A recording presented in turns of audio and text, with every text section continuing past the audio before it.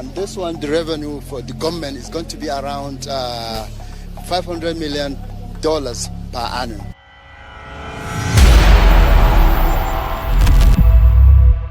Picture a quiet, sunlit ridge in northern Nigeria. A handful of goats meander across sparse scrub, chewing slowly under the hot sky. Then a sudden noise cleaves the silence, the whirring grind of a drill bit. It strikes a seam of rock, and when tested, it reveals an astonishing 9% lithium oxide. To put that in perspective, it's more than twice the concentration found in the ore that made Chile the unchallenged king of battery metals in South America. In that instant, the unassuming ridge in Kaduna State became the epicenter of a hushed, frantic global rush.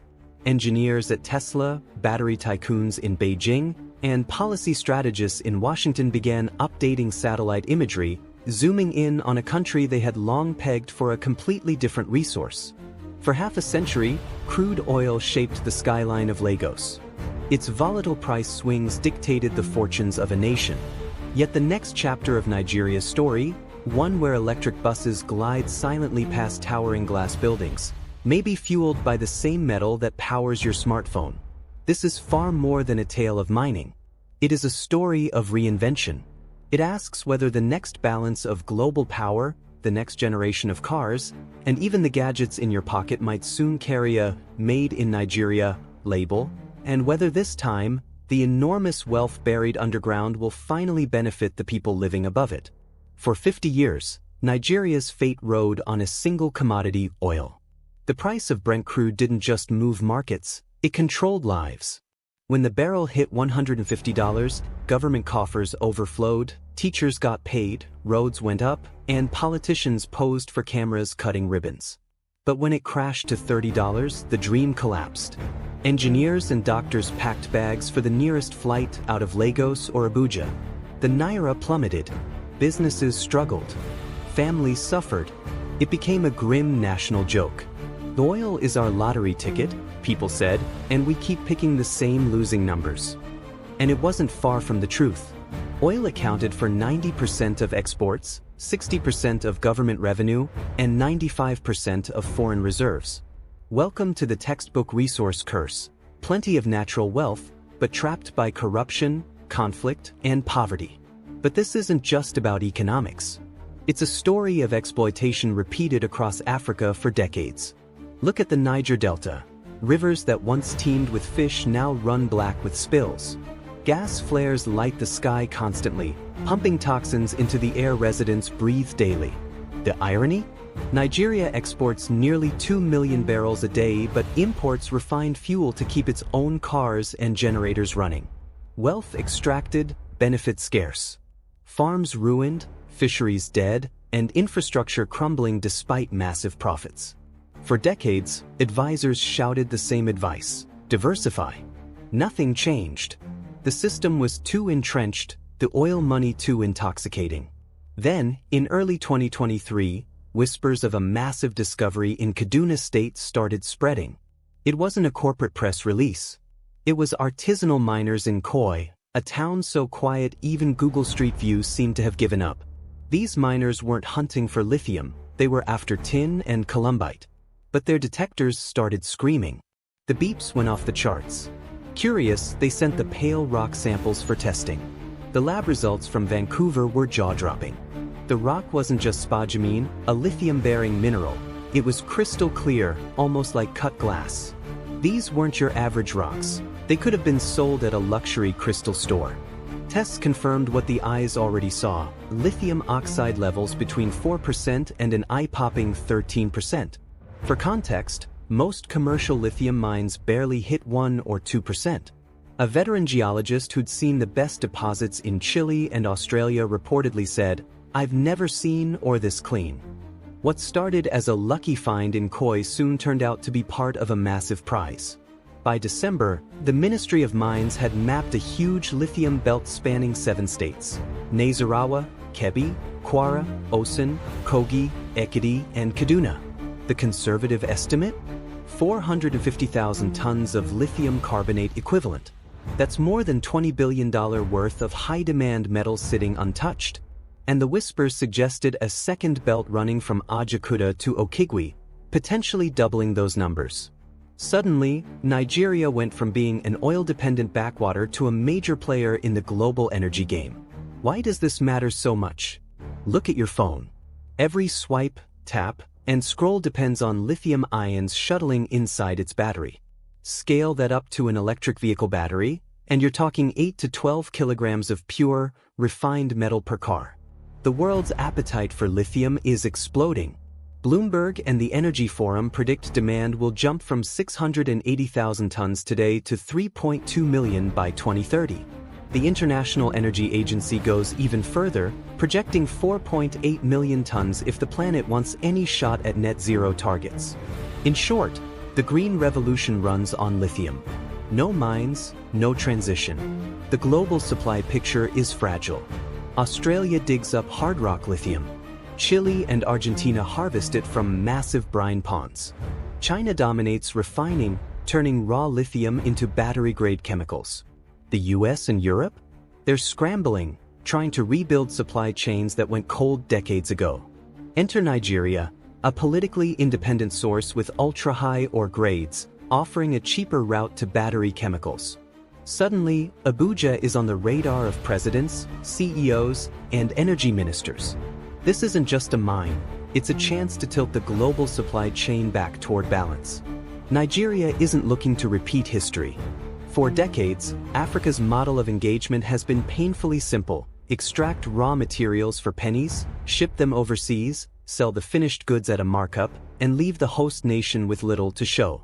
This time, Nigeria seems ready to play a different game. Nigeria isn't playing the old game anymore. It isn't auditioning to be the world's next pit stop for raw rocks.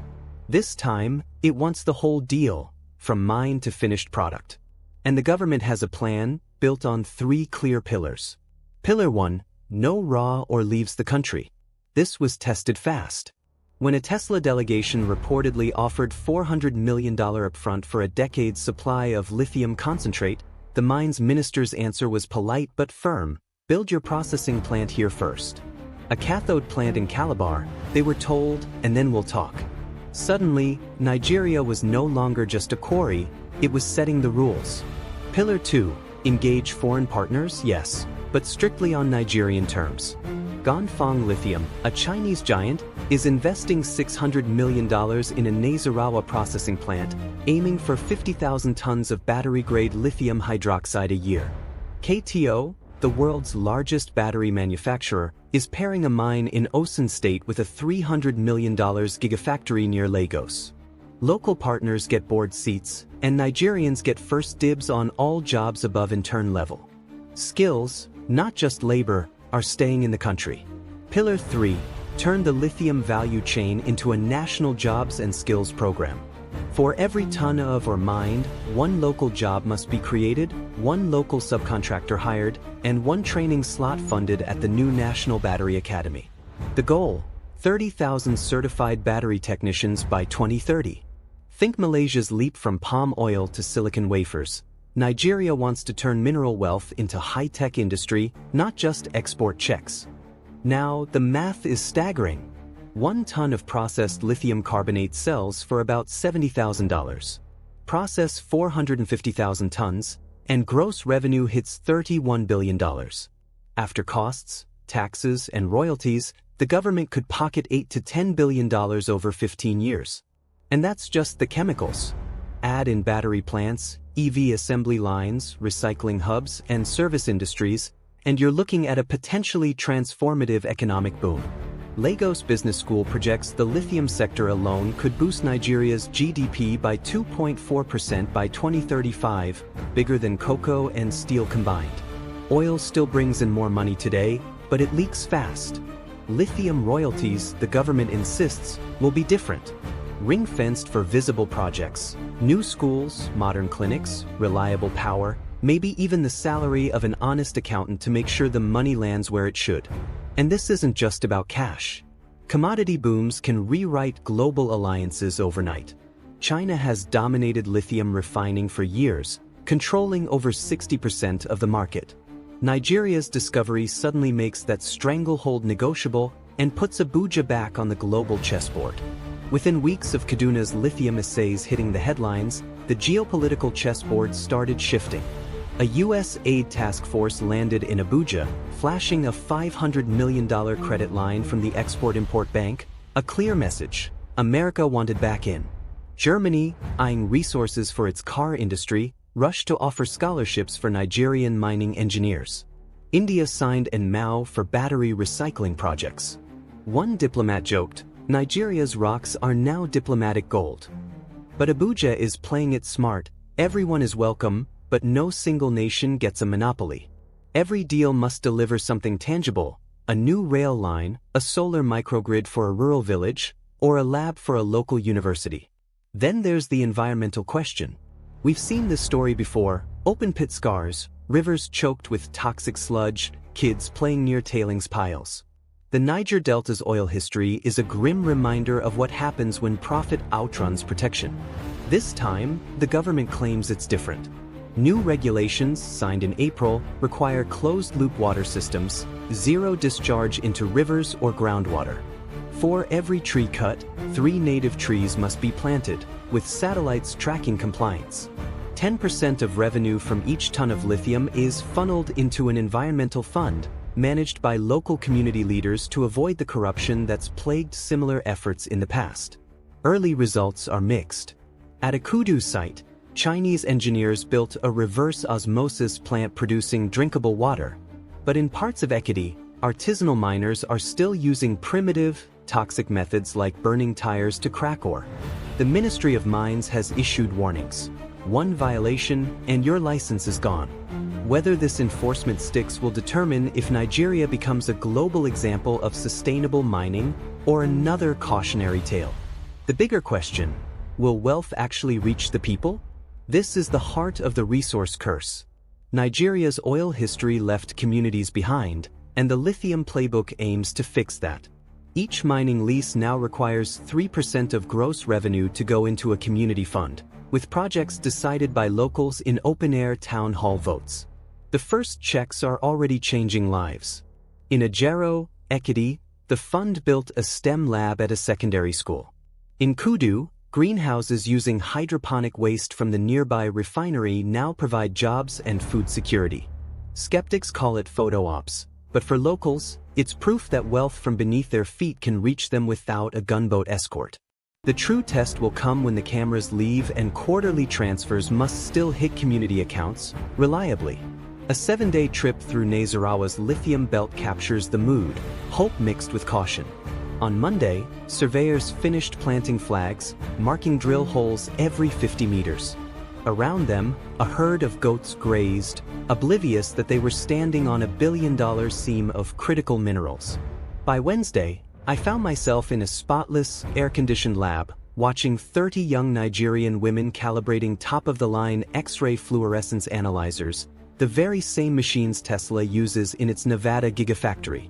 Their instructor, a Nigerian PhD who spent 10 years in Shenzhen, laughed and said her students were so sharp recruiters from Silicon Valley might snap them up before graduation.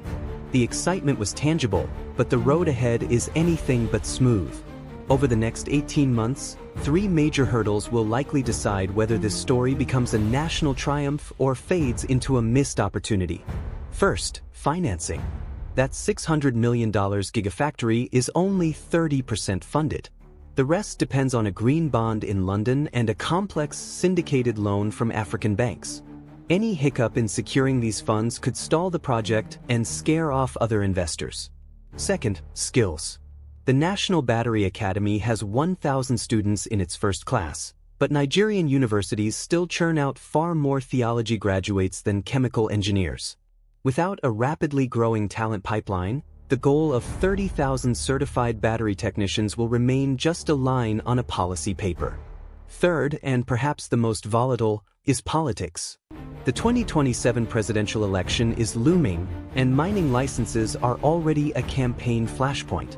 A single politically motivated reversal could spook international investors, who still remember the chaos of the 2012 fuel subsidy raids.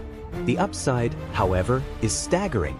If Nigeria navigates these obstacles, the country could look completely different in a decade. Lagos might emerge as a hub for designing and branding its own electric vehicles. The critical Ibeto rail line could run on batteries made from Nigerian lithium, and 220 million citizens could finally be telling stories about the future, not haunted by the failures of the past. Oil once turned desert towns into glittering skylines. Silicon transformed a quiet California valley into the digital center of the universe. Now, the lightest metal on the periodic table could make Africa's most populous nation the engine of the clean energy age. The drills are spinning, multi-billion-dollar deals are being signed, and the first shipment of Nigerian-made battery cells is expected to leave Lagos in just 18 months. Whether that container ship signals the birth of a diversified, resilient economy or just another chapter in the long saga of the resource curse isn't about fate. It's about policy, execution, and the determination of 220 million Nigerians who have lived this story before and are hoping, this time, for a very different ending.